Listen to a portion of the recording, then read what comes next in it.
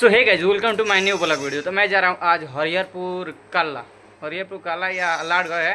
पर चलिए आप लोग को दिखाते हैं वहाँ के मेला। तो चलिए हमारे साथ आप रंग वीडियो देखने के लिए तैयार हो जाए, क्योंकि वहाँ पे बहुत स्टार आ रहे हैं।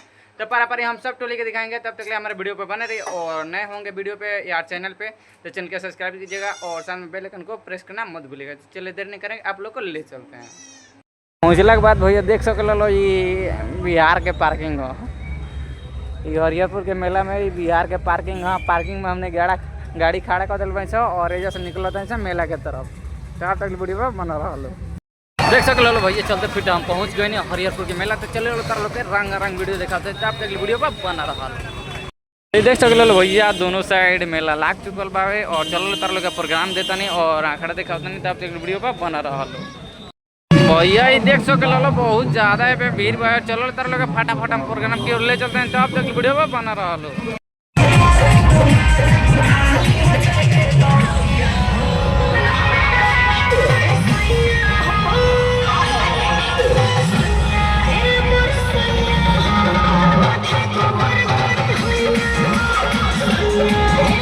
का भैया रहो लोग देखला के बाद कैसा लगल है हरिहरपुर के मेला। ये देख लो लड़का सन के एजे मीटो बेचता यार और झूले उलू आइल बा। और चलो तार लोग पहले ऑर्केस्ट्रा दिखाओ तो नहीं पारी सब ऑर्केस्ट्रा दिखाम। तो आप तक वीडियो पर बना रहा लो काहे कि बहुत मजा आवेला बाय में। ठीक बा नु बाप का जूझो मिली।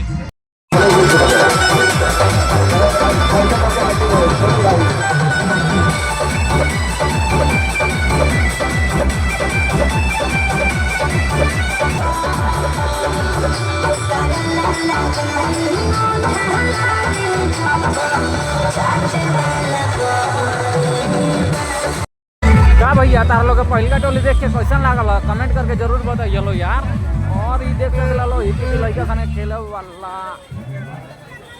झुलुआ हो और एने मीना मार्केट लागल बावे। और देख सक लो चलो हम तार लोग ले चलता नहीं गाँव में दिखाए ऑर्केस्ट्रा। तब तक वीडियो पर बन रहा लो क्या कि जब पूरा भौकाल होके वाला बा मेला में। और देख सक लो बहुत बड़का हाथी या हमारा सोनिया भैया के गाथी। आई देख लो हवड़ा कहते पुल। चलो लो तार लोग मजा देता नहीं क्या कि पहले के टोली देखनी है। टोली ने स्टेज देखनी है मेला में के और हमने के चलते हैं गाँव में। और गाँव में गईला के बाद यही जैसे लौकती है हाथी। ये देख लो बड़का हाथी। हाँ मैं तो जगह तो हाथी देखबे ना कर रहे हाथी। ये हमारा सोनिया भैया के गाथी। ये देख सक लो। और चलो तार लोग टोली पर एंजॉय देते हैं। तब तक वीडियो पर बन रहा लो हाथी है सब जना के गाथी। एक पीछे भी है टोली आ मनी तीसर का महीना में होली।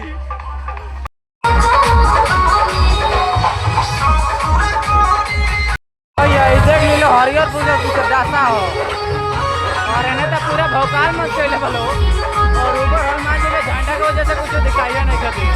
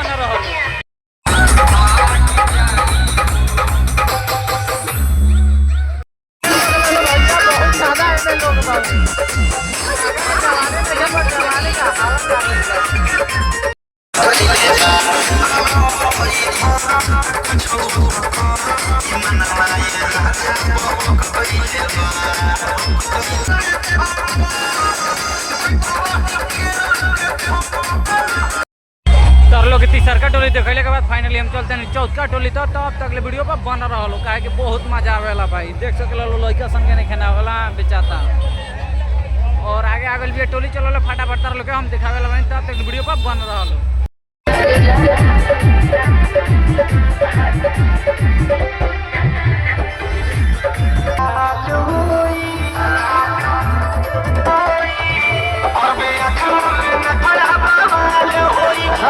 और